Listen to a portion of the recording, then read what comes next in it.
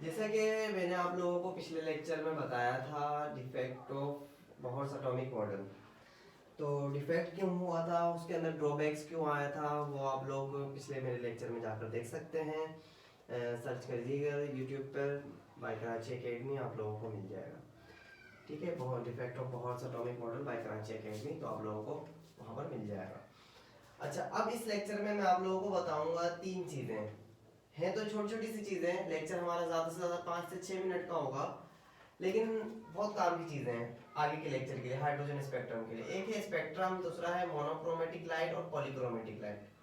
ठीक है, तो मोनोक्रोमेटिक लाइट या पॉलीक्रोमेटिक लाइट क्या होती है? देखें, पॉलीक्रोमेटिक लाइट होती है हमारे पास सिंगल वेवलेंथ, सिंगल वेवलेंथ का लैम्डा बना रहा हूं लाइट, मतलब ऐसी लाइट जो सिर्फ एक ही तरीके की वेवलेंथ हो, जिसके अंदर, जिस लाइट के अंदर हमारे पास एक ही तरीके की वेवलेंथ हो, वो हमारे पास मोनोक्रोमेटिक लाइट कहलाती है। और polychromatic light different types of wavelength, different types of wavelength. ठीक है, दो चीजें आप लोगों को मेरे ख्याल से समझ में आ गई होंगी, एक है मोनोक्रोमेटिक लाइट और दूसरी है पॉलीक्रोमेटिक लाइट। ठीक है, तो जब इस पॉलीक्रोमेटिक लाइट को हम गुजारते हैं किस में से? थ्रू प्रिज्म, तो क्या आएगा? पासिस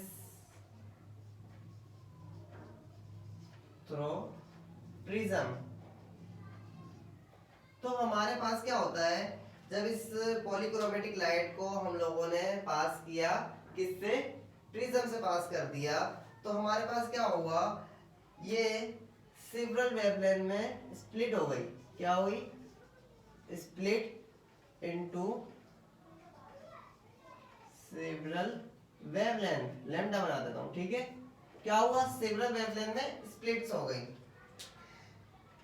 एक चीज समझ में आई, monochromatic light single wavelength, polychromatic light different types of wavelength, वो एक टाइप की वेवलेंथ होगी, यहाँ पर डिफरेंट टाइप्स ऑफ वेवलेंथ। इसके बाद क्या है, इन डिफरेंट टाइप की वेवलेंथ को हमने पास किया प्रिज्म से, और प्रिज्म से पास करने के बाद हमें वो लाइट स्प्लिट हो गई इनटू डिफरेंट वेवलेंथ्स में।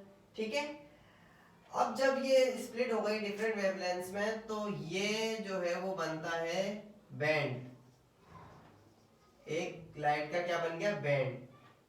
द बैंड ऑफ लाइट, ठीक है, इज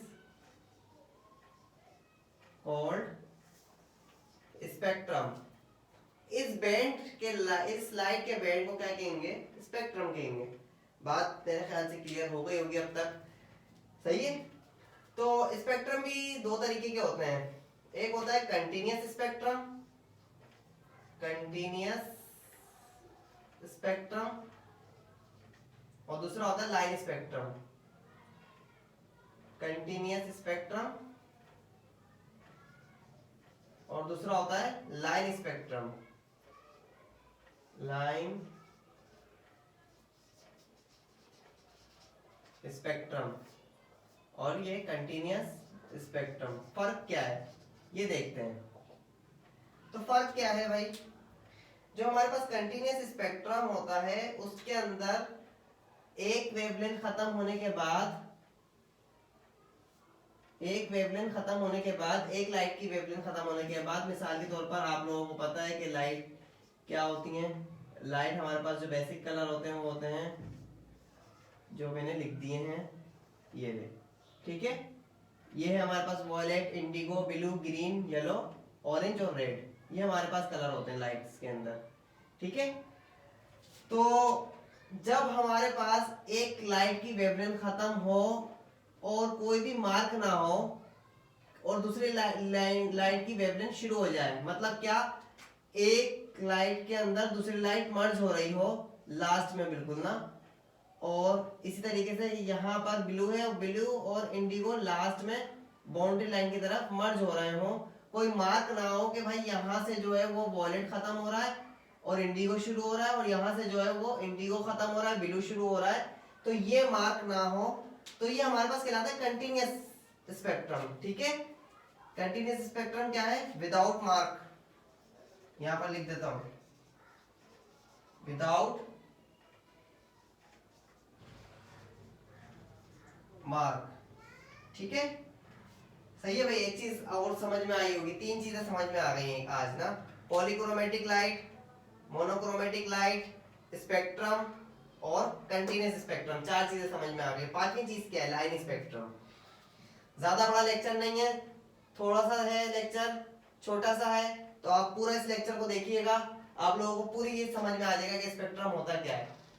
ठीक है, अच्छा भाई, अब है लाइन स्पेक्ट्रम की बारी। क्या है? लाइन स्पेक्ट्रम की बारी। लाइन स्पेक्ट्रम क्या है? लाइन स्पेक्ट्रम, क्योंकि इसमें मार्क नहीं था तो इसमें क्या होगा? मार्क होगा। ठीक है, कि भाई ये जो है वो लाइन है किसकी? ब्लू वॉयलेट की, ये जो है वो इंडिगो की है, ये जो है वो ब्लू की है, ये जो है वो ग्रीन की है, येलो की है, ऑरेंज की है और रेड की है। तो लाइन स्पेक्ट्रम क्या होता है?